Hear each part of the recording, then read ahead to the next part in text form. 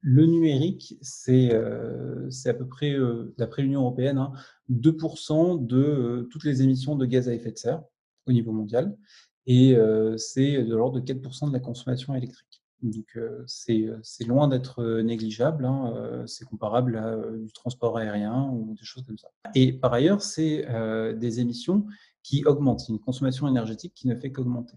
Alors, oui, on a des systèmes toujours plus efficaces, mais on a aussi toujours plus d'équipements, et d'appareils. Quand on est arrivé en 2017, tu vois, et qu'on parlait, on a fait une conf sur justement l'envers écologique du numérique, les gens découvraient totalement dans la salle que quand tu mettais quelque chose sur ton drive et sur ton cloud, en fait, tu avais des data centers derrière et que ça consommait vraiment de l'énergie, que tu avais en fait quelque chose de physique. Enfin, tu vois, donc on voit qu'aujourd'hui, c'est quelque chose qui est globalement acquis. Enfin, tu vois, après, les gens sont plus ou moins bien au courant de comment ça marche, etc. Si on regarde, spécifiquement les terminaux, la au-delà de leur consommation énergétique, leur empreinte environnementale, elle se passe principalement lors de leur conception. C'est-à-dire que la conception d'un smartphone ou d'un ordinateur, ordinateur portable ou ordinateur de bureau, bah, ça consomme énormément de ressources, au moment où il est fabriqué et donc quelque chose de très, très simple à faire, c'est juste utiliser son matériel pendant plus longtemps. Donc, parce que si on change de téléphone tous les 5 ans au lieu de changer tous les 2 ans ou tous les 2 ans et demi, et ben, là, évidemment, il y a moins de téléphones qui sont fabriqués et ça a un impact qui est vraiment, vraiment pas négligeable. Nous, c'est quelque chose qu'on fait, c'est qu'on optimise toujours nos services numériques dans les pires conditions d'usage.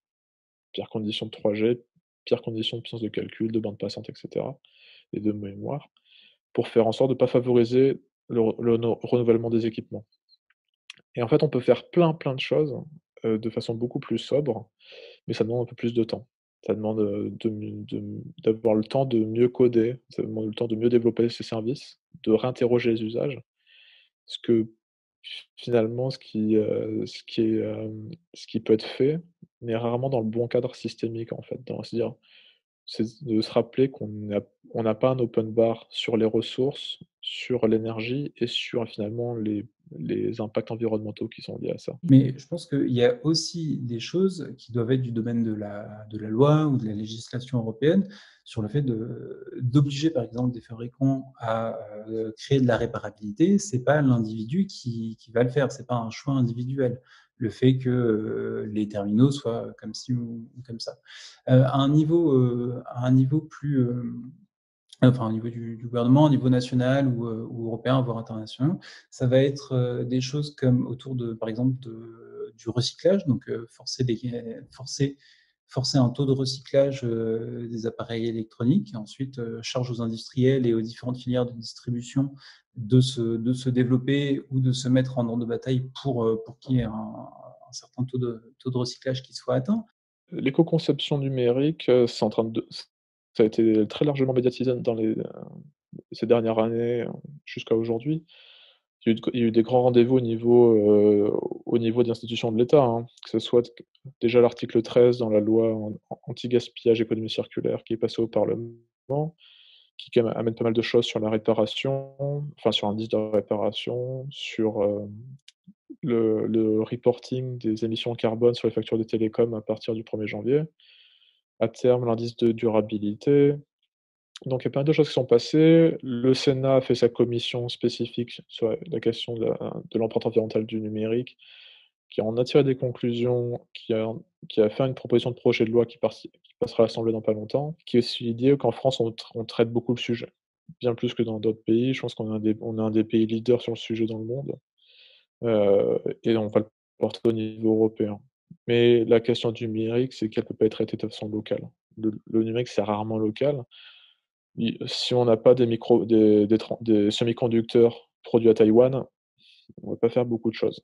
Donc il y a aussi quelque chose de l'ordre des politiques européennes, de commerce international, de libre-échange et d'éco-conception, plus du matériel. Aujourd'hui, en fait, si on veut vraiment, aller dans les accords de Paris et respecter les accords de Paris, il faut qu'on baisse très, très largement notre empreinte carbone en France. Nos émissions importées, c'est beaucoup d'agriculture, hein, c'est beaucoup de transport d'énergie et cetera. C'est aussi c'est quand même une bonne partie d'équipements électroniques qui, eux, sont quasiment que des émissions importées. Parce qu'en fait, on produit quasiment rien d'électronique en France. Donc, à terme, si on veut réguler l'empreinte du numérique en France, il faudra qu'on importe moins de numérique. Donc c'est des choses qui se jouent au niveau européen, en fait. Et après, en termes d'usage, ça se jouera aussi au niveau européen, au niveau national et surtout de pouvoir permettre peut-être de voir émerger un jour un modèle de développement du numérique européen.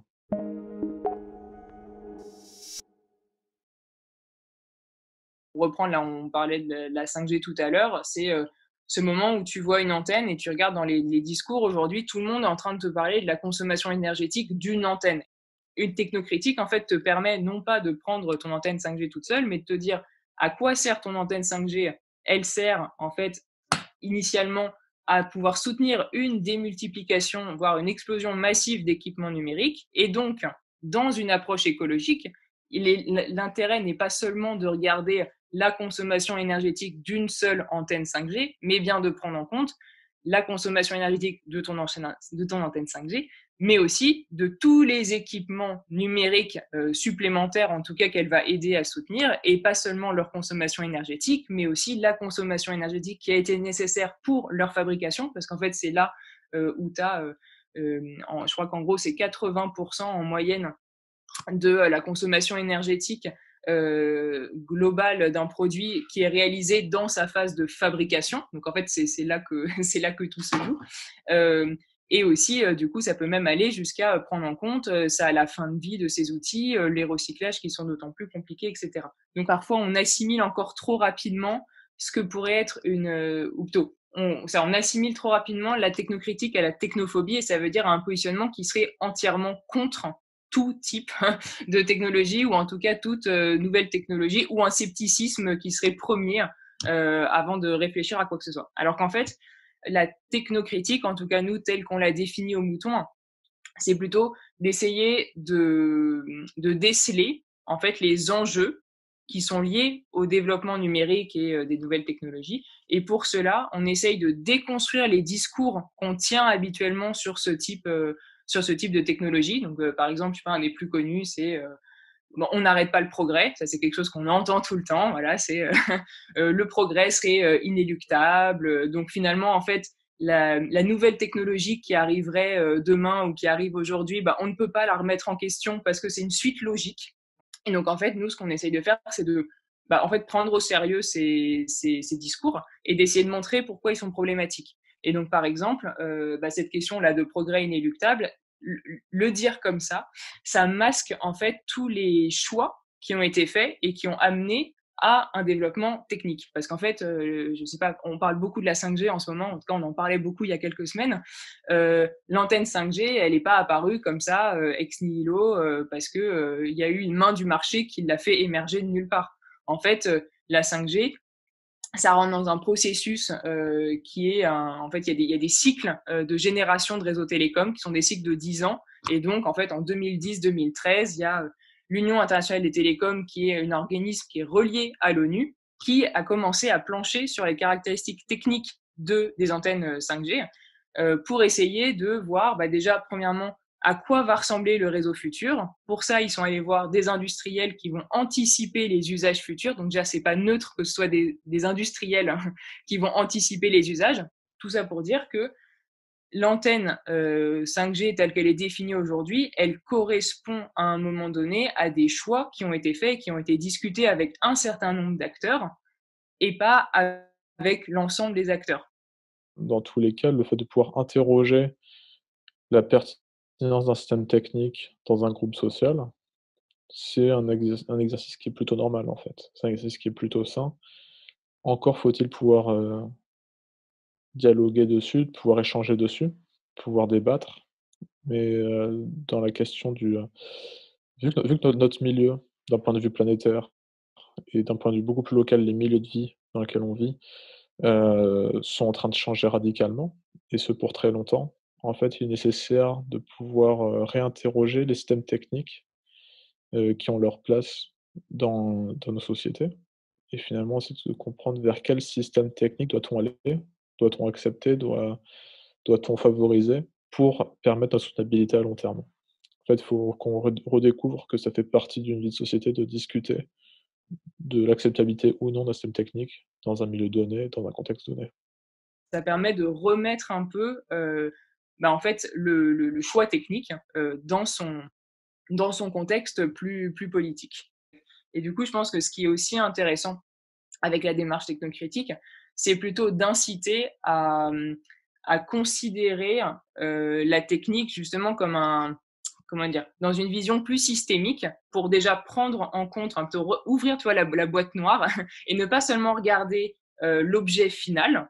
Et du coup, de pas seulement se dire, bon, bah, est-ce que l'objet final, est-ce que, je sais pas moi, il est, euh, il est optimisé au maximum pour consommer moins d'énergie? Est-ce que finalement je sais pas, il est le plus juste possible, par exemple dans le cas d'algorithmes, tu vois, est-ce qu'il n'est pas discriminant ou quoi? Bon, bref. Donc ça c'est important. Sauf que ça permet aussi de regarder l'étape d'avant, qui est en fait comment tu es arrivé à construire ce machin-là, et est-ce que dans la chaîne de production, tu as bien tout pris en compte en fait pour arriver à ce choix technique-là. Alors qu'en fait, la technique est avant tout un pro et en tout et pour tout un produit lié à des choix sociaux, politiques, culturels et cetera, dans un milieu donné.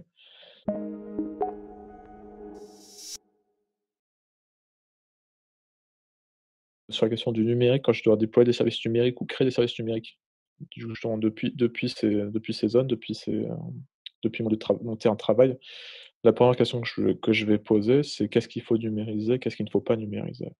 Je me pose tout le temps les 2 questions en même temps et je pose finalement aux personnes avec qui je travaille, c'est-à-dire par les élus locaux, c'est-à-dire les citoyens, c'est-à-dire aussi des parties prenantes qui sont spécifiques à ce territoire.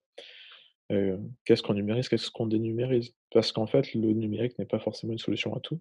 Donc parfois la valeur sociale, économique, culturelle d'un service tel qu'il est, de façon physique, dans un territoire, dans ce territoire en tout cas, a bien plus de valeur tel qu'il est que de façon numérique. Il est quand même très courant que nous, ce qu'on recommande, c'est, l'existence, par exemple, d'un guichet où on peut faire, sa démarche et que ce soit pas 100 numérique. Ça, c'est une recommandation, qu'on a faite très récemment sur la transformation, numérique, transformation digitale des services publics. C'est le fait que pour les personnes les plus éloignées du numérique et qui souhaitent pas forcément se former ou qui n'en ont pas la possibilité, qu'elles puissent toujours aller quelque part dans un lieu physique avec quelqu'un qui pourra les aider et faire la démarche pour elles à côté d'un ordinateur ou faire la démarche sur papier. Mais en tout cas, qu'il y ait un espace physique où on puisse se rendre. La dématérialisation où il ne reste plus que l'immatériel, ça pose énormément de questions au niveau des services publics, par exemple. Donc, nous, on n'est pas du tout, on n'est pas du tout pro 100% dématérialisation avec plus aucune possibilité physique.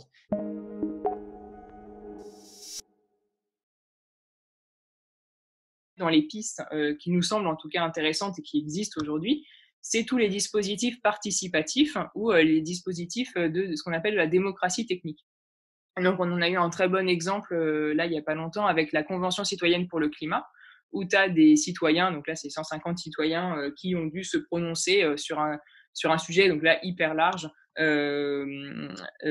sur comment, on va dire, atterrir dans un monde post-carbone, si on peut l'appeler comme ça, en caricaturant.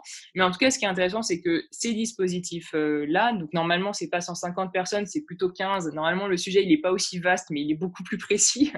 C'est des gens qui ne connaissent absolument pas le sujet, mais qui vont être formés et informés pour répondre à la question posée, quoi. Donc, si tu veux, c'est des temps qui sont déjà hyper longs. Normalement, là, je crois que la Convention citoyenne, c'était 8 mois, mais ces dispositifs, ça peut aller jusqu'à 2 ans, hein, normalement. Donc, c'est déjà un gros investissement pour les personnes concernées, qui vont rencontrer, donc, que ce soit des experts, tu vois, des industriels, je sais pas moi, des ingénieurs, des juristes, des membres d'associations, tu vois, qui sont intéressés à ces questions-là. Enfin, bref, donc des gens très divers. Donc, un panel, en fait, d'experts pour après pouvoir se positionner et réfléchir à cette question-là.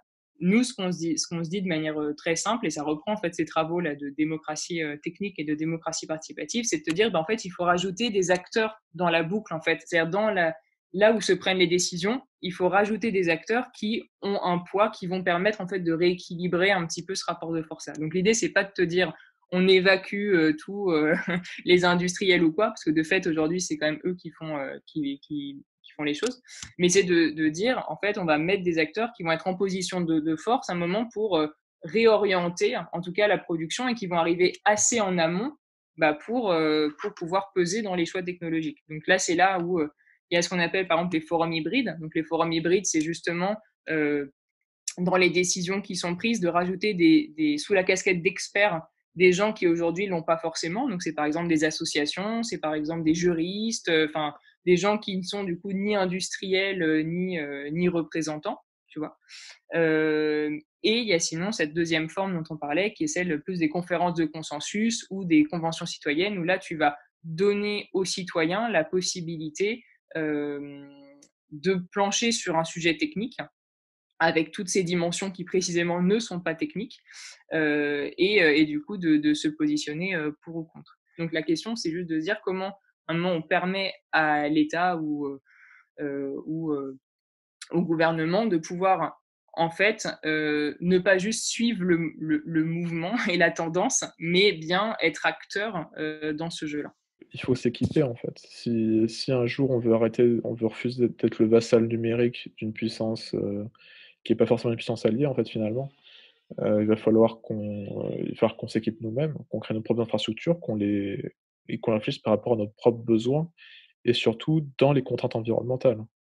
Changer le cahier des charges pour faire de l'hébergement en Europe inclut peut-être aussi, sûrement, en fait, des pratiques environnementales beaucoup plus strictes sur la gestion du parc matériel, la durée de garantie, sur les sources d'énergie, sur une stabilisation peut-être aussi des machines. Enfin, c'est tout un processus assez complexe, mais qui peut être une belle feuille de route, en fait, si on décide d'avoir notre propre numérique et si on décide de plus être un vassal. Et l'éco-conception, en fait, est une voie de sortie aussi pour changer les cahiers des charges, changer nos critères, nos besoins et aussi, au fur et à mesure, sortir peut-être de la vassalisation des GAFAM.